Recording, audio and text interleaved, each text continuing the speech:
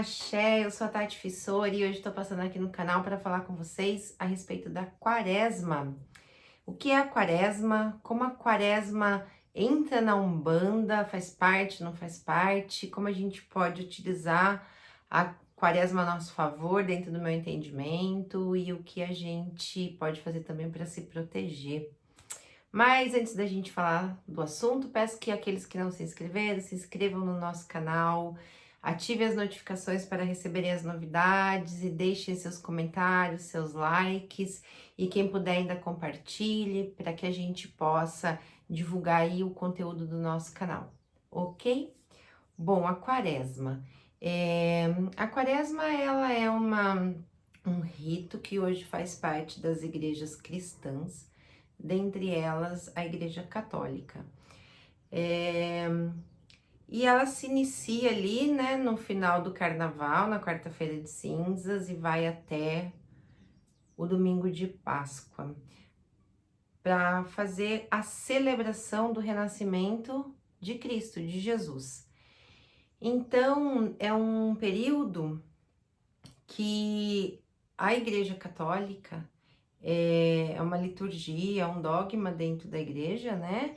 E ela se utiliza disso para que os seus fiéis possam fazer um período de reflexão, de preparação para o renascimento de Cristo que se dá no domingo de Páscoa.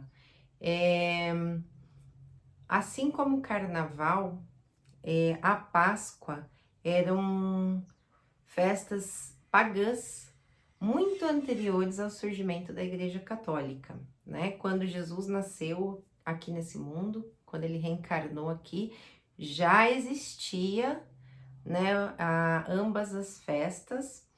E a Páscoa, por exemplo, era uma celebração cristã para comemorar a fertilidade da terra, para comemorar a colheita, né, para agradecer a Mãe Terra, agradecer a Gaia. E a Igreja Católica, ao longo, né, da sua trajetória aí, ela vai utilizando-se e transformando essas festas pagãs para os seus ritos. Então, ela transforma as festas pagãs ou até deuses e deusas pagãs para que seja absorvido dentro da sua liturgia, do seu dogma, para que as pessoas pudessem continuar com seus cultos, mas agora dentro da igreja. Ou seja, algumas coisas a igreja não conseguia controlar. Algumas coisas a igreja não conseguia fazer com que a população, o povo, abolisse por completo das suas vidas. Então, vendo isso, ela começa a inserir, né, e colocar uma nova roupagem. Então, alguns deuses ou deusas antigas, né, foram se transformando em santos. A gente não sabe nem se aquele santo de fato existiu. Pode ter sido só uma roupagem dada para fazer essa substituição, ok? E o carnaval, que já existia, né, a igreja passa a fazer vistas grossas. Então, assim, as pessoas tinham ali 3 dias e 3 noites para viver uma vida ao contrário, vamos dizer assim, para que pudessem expressar tudo que tinha dentro delas, sem seguir qualquer regra de moralidade ou imposição, né, daquela época. E passado esse período do carnaval, iniciava a quaresma, um período de abstinência, inclusive de algumas coisas, como abstinência de carne. Também um período de penitência, de mortificações, não é?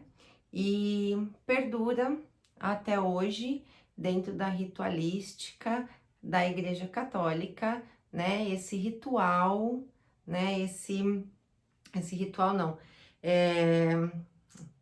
esse período de 40 dias, né, que é chamado de quaresma, que ainda hoje para alguns é visto como um período de penitências, né? Como abster-se de algumas comidas, de algumas bebidas ou de algumas outras coisas, como sexo, bebida alcoólica, cigarro ou outras coisas mesmo alimentares, como chocolate. Tem gente que fala, vou passar a quaresma toda sem comer chocolate, vou passar a quaresma toda sem tomar refrigerante. Então é uma forma de abstinência que está dentro dessa penitência. E também tem as mortificações, que acaba sendo mesmo. Hoje eu nem sei se isso ainda existe, mas antigamente das pessoas, elas se açoitavam, elas se machucavam, né, para viver esse período, né, de penitência da quaresma e poder se preparar para o renascimento em Cristo na Páscoa. A Umbanda, ela é uma religião cristã, certo? Ela não é uma religião pagã, ela é uma religião que possui a sua base, sim, em cima dos ensinamentos de Jesus, do Mestre Jesus, e de todos os ensinamentos crísticos, né, que ele nos trouxe, mas alguns dogmas fazem parte apenas da Igreja Católica, como a Quaresma, né, ou de outras religiões cristãs. A Umbanda, mesmo sendo uma religião cristã, ela não absorveu a Quaresma para ela. Mas nós sabemos que de terreiro a terreiro, de casa a casa, de templo a templo, esse período da quaresma pode ter uma maior influência ou não, né? Então, se você tem ali um dirigente, uma dirigente, um pai de santo, uma mãe de santo, que traz consigo uma vivência católica muito forte, seja familiar ou dela mesma, antes de adentrar para a religião de Umbanda, vai estar impresso nas características, na doutrina seguida internamente naquela casa, a presença da quaresma, certo? E outros que não tiveram essa vivência católica, essa experiência, vão viver esse período como se a quaresma não existisse, ou com uma pequena influência, não é? Eu já ouvi muitas coisas, inclusive que nesse período da quaresma, os espíritos trevosos, os espíritos negativados, eles têm uma maior liberdade de transitar aqui pela nossa realidade, como se fosse para nos trazer as tentações externas, né? E também já ouvi que é um período que, juntamente com isso, a gente estaria meio que por conta própria, ou seja, os guias de luz, a espiritualidade maior, como se eles dessem um passo atrás e a gente estivesse pela nossa própria sorte. Eu, hoje, assim, vivendo a Umbanda e experienciando, né, observando, aprendendo com os guias e com o passar do tempo, amadurecendo, né, olhando para dentro de mim, eu entendo que a quaresma é um período de reflexão. É um período que a gente deve sim entrar em contato com esses demônios, mas são os demônios internos e não os demônios externos. Se de fato eles estão mais aí ou não, eu que tenho que olhar para dentro de mim. E se eu conseguir olhar para dentro de mim e enxergar quais são os meus demônios internos e permanecer num período de equilíbrio, eu não estarei subjugada ou influenciada de forma mais contundente por esses demônios externos, né? Demônio é uma forma de falar, eu não acredito em demônios, a Umbanda também não acredita em demônio, a gente acredita em espíritos atrasados, em espíritos que ainda não passaram por uma consciência, não despertaram consciencialmente, espíritos que estão afastados da lei do amor e ainda estão engatinhando, então por isso erram. E todos nós erramos, né? Mas quando a gente fala desse tipo de espírito, né, que às vezes é até chamado de trevoso, espíritos trevosos, obsessores, quiumbas, eles estão num grau de erraticidade um pouco maior. Apesar da gente não ter muita base para julgar, né? Porque quem somos nós, a gente vive errando, mas eu acredito que a quaresma é isso. E que a gente deve aproveitar essa oportunidade de reflexão. Quando encerra-se esse período de 40 dias, a gente tem a oportunidade de, durante mais 40 dias, por exemplo, colocar em prática tudo aquilo que a gente refletiu nesses 40 dias.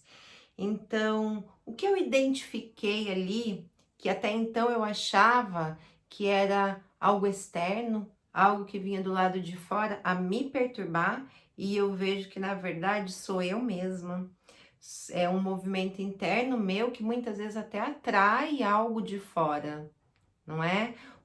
Porque tudo que a gente sente, tudo que a gente pensa, cocria a nossa realidade. Gera uma energia que possui uma frequência energética a vibrar e vai atrair. Semelhante atrai semelhante. Então, se eu tiver vibrando escassez, eu vou criar mais daquilo do lado de fora.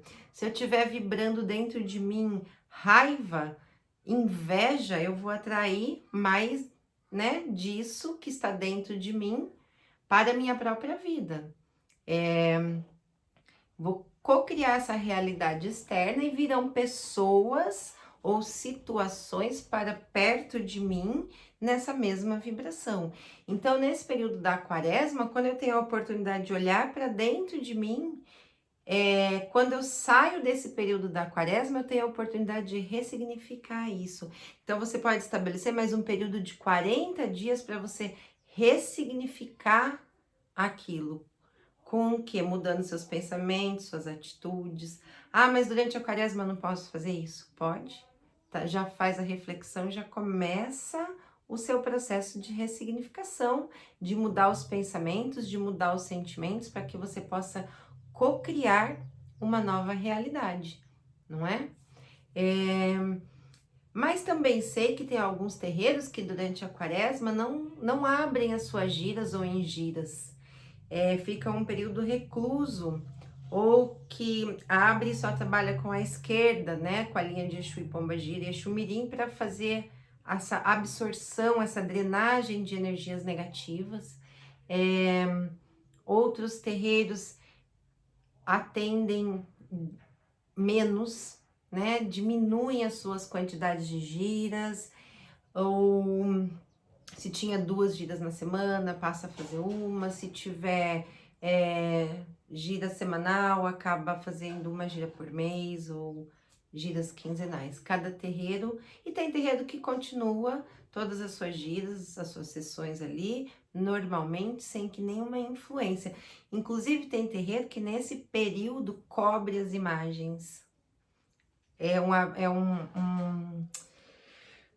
mais que um hábito, né? Isso é uma ritualística que tá dentro das igrejas, de cobrir os santos, né? Pelo menos que eu me lembro era assim ainda, não sei se ainda fazem hoje em dia, porque eu nasci numa família católica, então na minha fase de criança até os meus 11 anos eu frequentei a igreja católica, fiz primeira comunhão, e eu me lembro disso, né? Que cobriam-se as imagens dos santos. E eu já vi terreiro, já vi pai de santo que cobre a imagem, cobre todo o altar, todo o PG, ou congá durante esse período, né? E só trabalha com a esquerda, né? No nosso terreiro, a gente trabalha com a direita e com a esquerda, e a gente pede essa atenção redobrada dos médiuns com relação ao orar e vigiar. Mas vigiar o quê? Vigiar a si próprio, né? E não o outro, não ficar com o olhar voltado para o externo. A gente deve fazer isso sempre, mas como a gente tem esse período muito presente nas vidas, né, no nosso dia a dia, então a gente pode se aproveitar sim, por que não, né? E até mesmo as abstinências, né? abstinência de alimentos como forma de penitência, eu acho muito positivo para quem faz.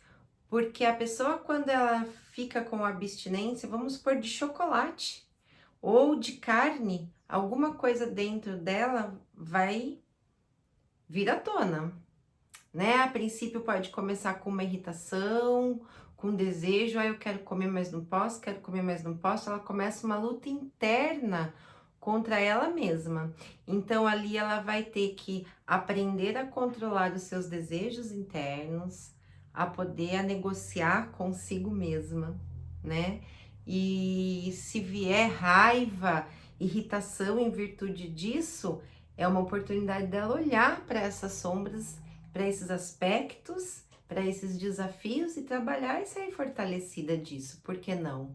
Então eu acho que é muito positivo se a gente olhar sem julgamento, sem apontar o dedo. Eu vejo muitas pessoas que não acreditam que a quaresma interfira na Umbanda de forma alguma e elas ficam apontando o dedo e julgando. Eu acho que tudo é proveitoso.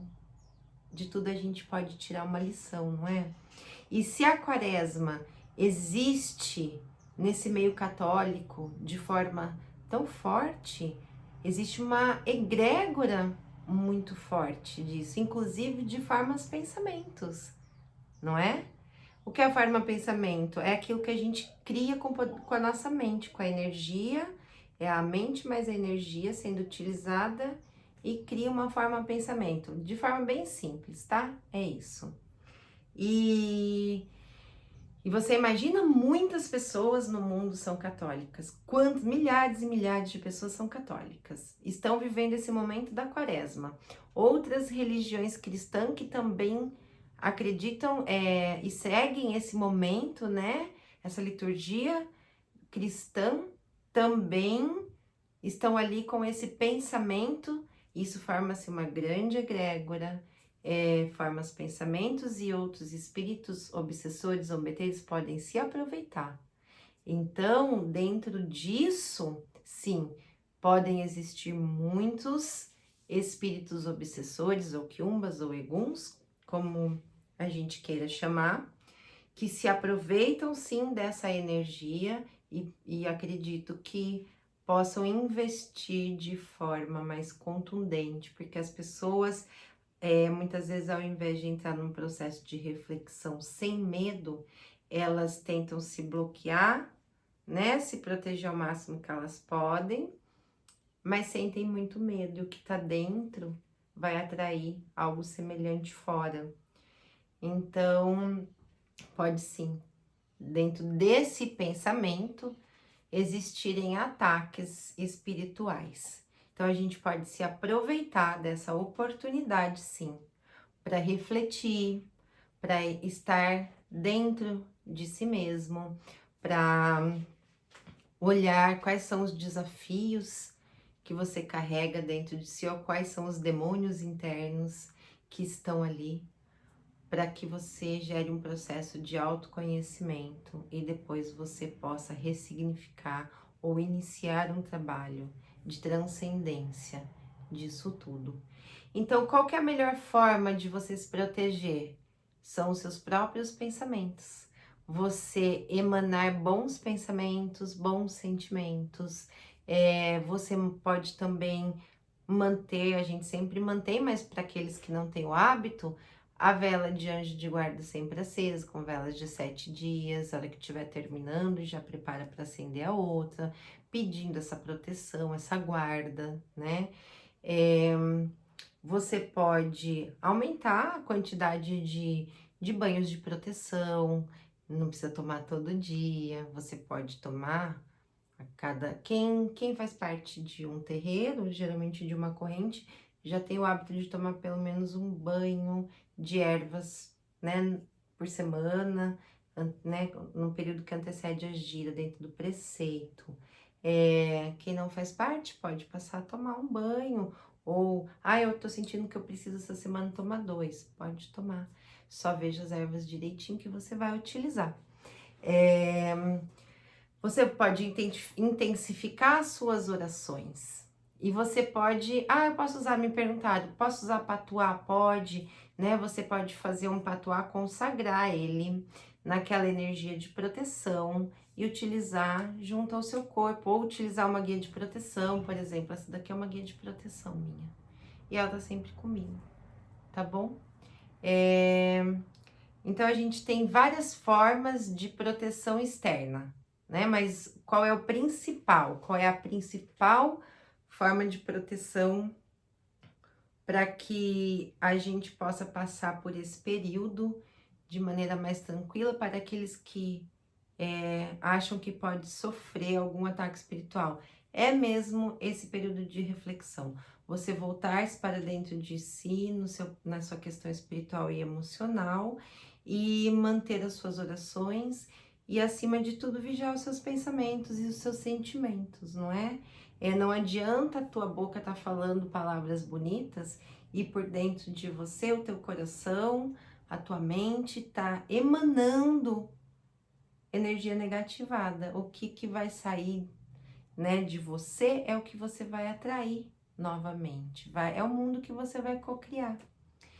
Então, essa é a dica que eu dou para vocês: orar, e vigiar e refletir, acender suas velas, fazer os seus banhos, coisas que a gente inclusive pode fazer o ano inteiro, e atenção redobrada, né, para o que está dentro, não para o que está fora. O que está fora é o que você está cocriando, ok? Então, qualquer dúvida pode deixar aí no canal, qualquer sugestão de vídeo também nos comentários, e eu vou deixar junto com esse vídeo um texto meu falando sobre esse período da quaresma também, com outras informações que possam auxiliar vocês, ok? Saravá, axé, até o próximo vídeo.